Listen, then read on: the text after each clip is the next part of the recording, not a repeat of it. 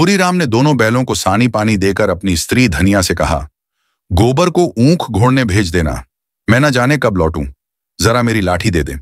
धनिया के दोनों हाथ गोबर से भरे थे, उपले पाट कर आई थी। बोली, अरे कुछ रस पानी तो कर लो, ऐसी जल्दी क्या है।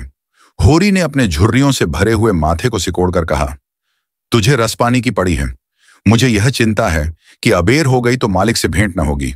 स्नान पूजा करने लगेंगे तो घंटों बैठे बीत जाएगा। इसी से तो कहती हूं कुछ जलपान कर लो, और आज न जाओगे तो कौन हरज होगा।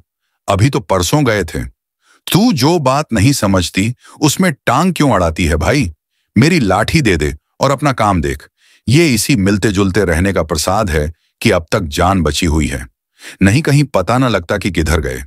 गांव में इतने आदमी तो हैं, किस पर बेदखली नहीं आई, किस पर कुड़की नहीं आई। जब दूसरे के पांवों तले अपनी गर्दन दबी हुई है तो उन पांवों को सहलाने में ही कुशल है। धनिया इतनी व्यवहार कुशल न थी।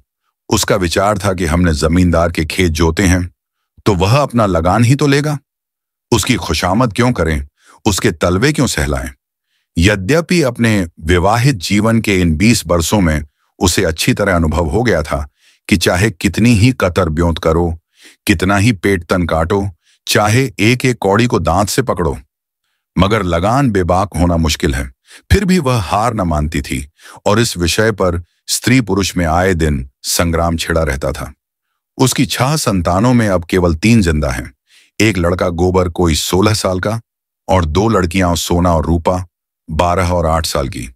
3 लड़के बचपन ही में मर गए।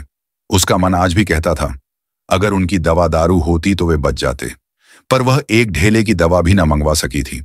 उसकी ही उम्र अभी क्या थी, 36वां ही साल तो था, पर सारे बाल पक गए थे, चेहरे पर झुर्रियां पड़ गई थीं, सारी देह ढल गई थी।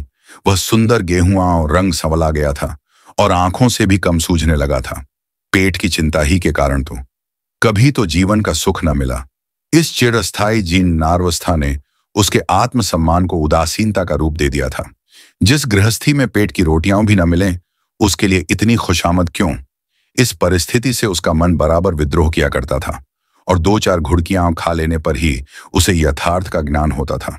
उसने परास्त होकर होरी की लाठी, मिर्जई, जूते, पगड़ी और तमाखू का बटुआ लाकर सामने पटक दिए। होरी ने उसकी ओर आंखें तरेर कर कहा, क्या ससुराल जाना है जो 5 पोशाक लाई है। ससुराल में भी तो कोई जवान साली सलहेज नहीं बैठी है जिसे जाकर दिखाऊं। होरी के गहरे सांवले पिचके हुए चेहरे पर मुस्कुराहट की मृदुता झलक पड़ी।